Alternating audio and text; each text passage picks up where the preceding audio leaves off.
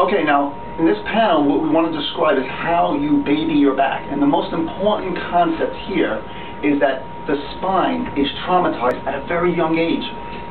Due to standing improperly, bending improperly, sitting improperly, your body changes. And I want you to understand something. It's very important that you understand that the mother and the child are exposed to spinal trauma during the birth process. And here you see everyday common obstetrics where the physician is pulling on that head to get that baby through the birth canal. Don't you think that that small little vertebra in the spine and the neck can be subluxated? That's the first subluxation that someone can experience. And then as a toddler, you're learning how to walk and you sit and fall on your bottom.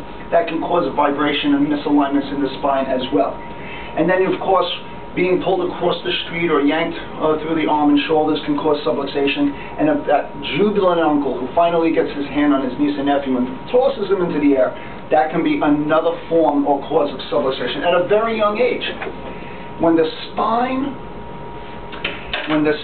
has its normal curves, it acts like a spring. Take your finger for a moment. Just take your finger. Extend it out like a point and then put a force on it, just like that. Bang on it. Okay? That's kind of hurtful, but just bend it and bang on it. And what do? You get like a spring-type action, and that's exactly how the spine functions in its normal state. It acts like a spring, and it protects you and your nerve system. But when your spine loses its curves, that's when the first principle of breakage occurs, and then the spine starts to deteriorate under the weight and force, vertical force of your body. This is not a healthy spine. Now, why is this picture normal? Why is this gentleman lifting the weight properly? Can you see that he's bent his legs? These muscles right here are the strongest muscles in your body. They're called the quadricep muscles. They're the largest muscles.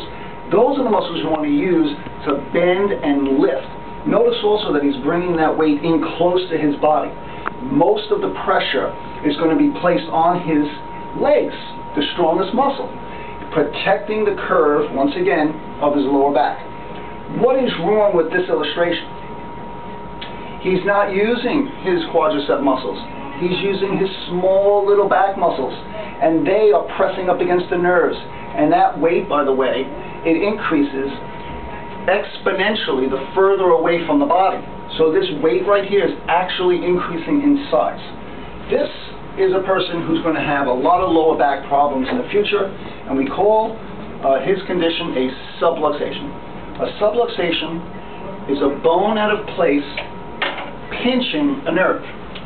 Here's a model of a subluxation. You can see that the spine in and of itself, the spine actually glides when it's in its normal position, but when the spine is out of its normal position, hinged if you will, it suddenly gets out of the normal glide and it no longer functions properly, and the mechanics break down, the nerves get entrapped, and then all variety of symptoms ensue.